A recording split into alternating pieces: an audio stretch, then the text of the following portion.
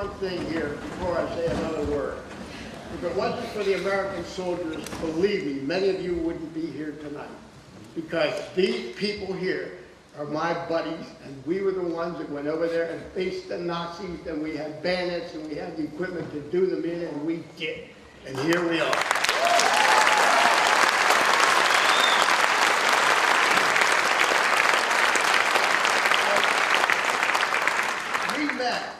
First time only a few weeks ago, maybe a month ago. But the point is that all the time since I saw him at Buchenwald, I didn't know it was him, but I saw the energy of those children that he was a part of move out of there. And when I saw their faces in stepping out beyond the gates of Buchenwald and move into a barracks that used to be with the SS, big comfortable barracks with mattresses and sheets and pillowcases. And they were going to sleep in it for the first time instead of wooden planks and having thin cotton blankets to try to keep them warm. They were moving into a new life, a new future, and a new being. And I'm glad to be a part of it.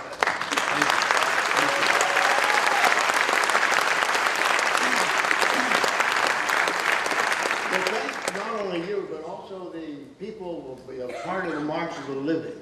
Because I'm here because of the March of the Living, and Mr. David Mackis, who was the one that called me up on the phone, he said, would you like to be one of the liberators that comes to this event and have something to say about what happened to you and how it all came about? And I said, David, you bet your ass I will.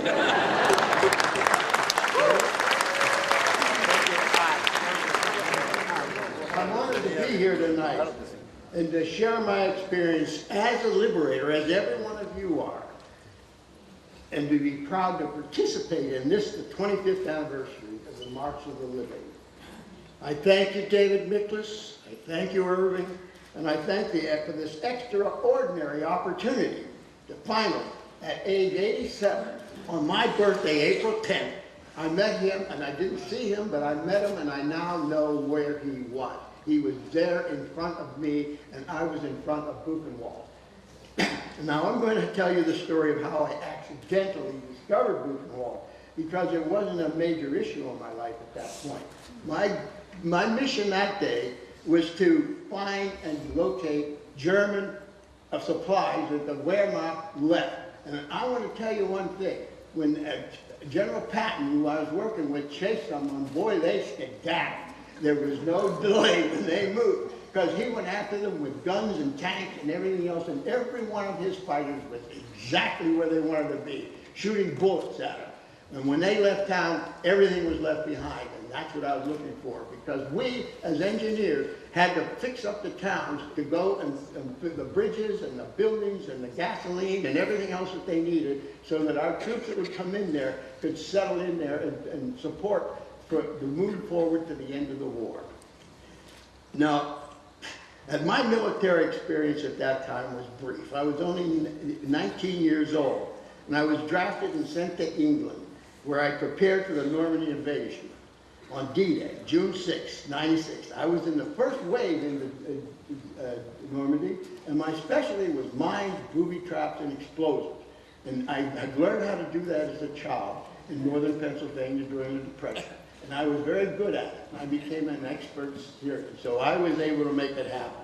Afterwards, I was ordered to, after we left, that was over in Normandy, we moved up into October the 15th, moved up into Holland to prepare for the invasion into Germany. And as a combat engineer, my mission was at that point to search behind everything and find supplies. And I was not in basic camp. I was always out in the open, because my great-grandmother, a full-blooded Cherokee Indian, said to me, if you want to survive this war, Fred, you must become the spirit of the snake. You must give up the idea that you're a ram and you're a killer. You got to become a snake, because that way snakes rarely get shot. So wherever you are, you will never see you, and you'll see them. So and I did, and by gosh, I went through so many battles you wouldn't believe it, and I got all my digits, every one of them. So I was in Weimar at this point, and Weimar was a big town in central Germany that had just been evacuated because of Patton tore through it. And to find these locations where the supplies were left, I was told by my old timers, and I was using the technique, a bomb city, you go into it and you find a church, because invariably a church will have a priest or someone there with a table set up to meet their parishioners to be able to give them comfort.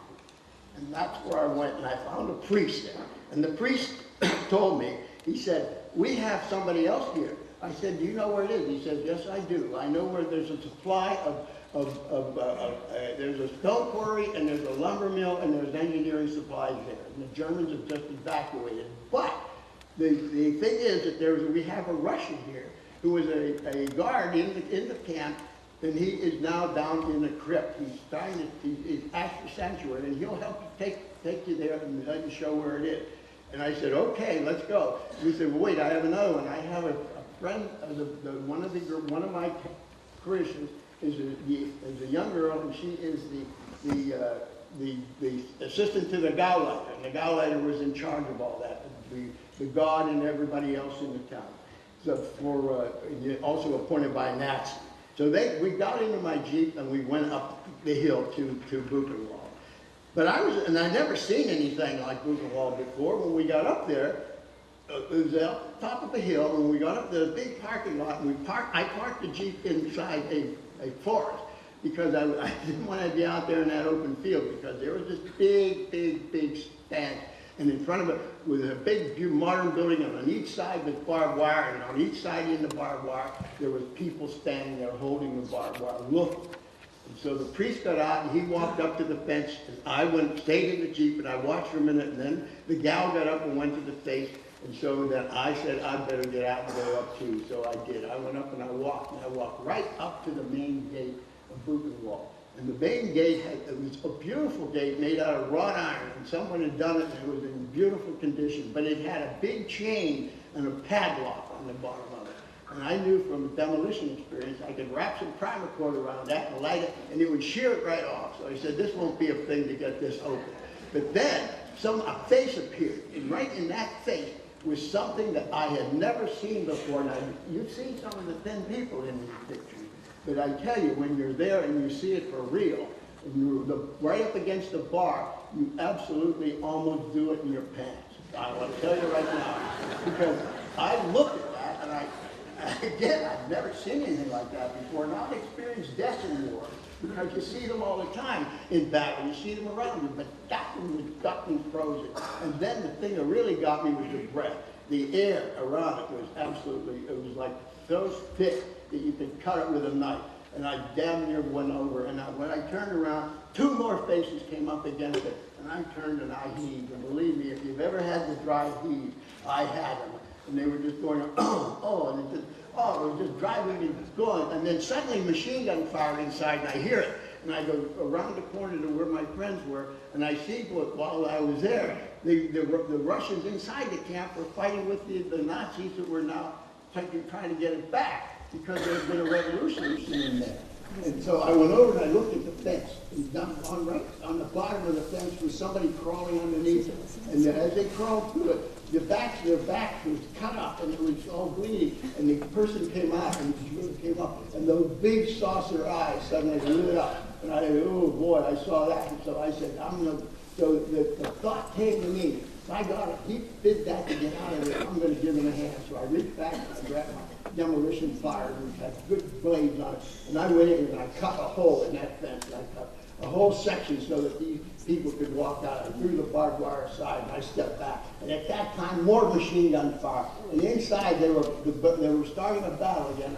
The only thing I had with me was my .45, 1911 semi-automatic, and a Thompson submachine gun, and that's it. And my helmet and my uniform. And these two, I had two Germans and one Russian. I said, boy, I better get my butt out of here. So I went back and jumped in the Jeep, and we spun out of there, and I went back, and I did in Weimar, and I dropped off, and that was on April 10th, and it was my birthday. Now get this, I was 19 years old when I went in there, a teenager, an innocent teenager, supposedly. But I want to tell you, when I went out of there, I was a grown man, and I've been totally seasoned with stuff that I never, ever believed I would want to do again.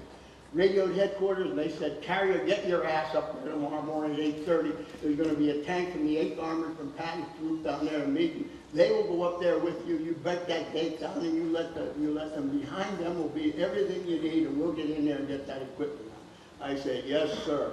I spent the night on a tower outside Buchenwald on the top of it, ice cold, and there was stark in the air, and I looked down there, and on top of these roofs, I could see almost the vibration of the people in it. And believe me, I could not sleep or drink, and I had my little alcohol stove, and I was making coffee. I didn't sleep a wink. The dawn began to come. I got out there, got in the side of the road, and here comes this armored car, the Jeep's down, and it pulled up, and I had a little flag with a wave because I didn't want him to shoot me. And the captain jumped out of the car, and he said, are you the one here to take me up to the camp? I said, yes, sir, Captain. I said, follow me, get in. I got into my Jeep, and I pulled it up in front of the tank. We went up to the bottom of the hill. Now, it was a pretty steep hill up there. So I said, now I'm going to get right in front of your tank. You put that gun bullet, you put a shell in the tank, get your machine gunners going. If anything happens, let it happen. And I said, now you push me up there. I'm not going to go up there on my own power. We got up to the top of the hill, and we rolled right across it, that big tarmac, right up to the gate, and he stopped. And my Jeep was still there. I got out. I went over to the lock, and I wrapped some primer cord around it. He wanted to smash right through it. I said, no, it's architect tone is beautiful. I wouldn't do that. So I wrapped primer cord around it, and bingo, and the lock stayed, went down on the ground. It went. I didn't damage any of the iron. And under the fence, a hand came out, and they grabbed the chain and the lock and pulled it in for a souvenir. These people knew that they were going to have souvenirs, and they were going to be out of there. And by God, within a day or two, they were. And that was April the 11th. And out they went.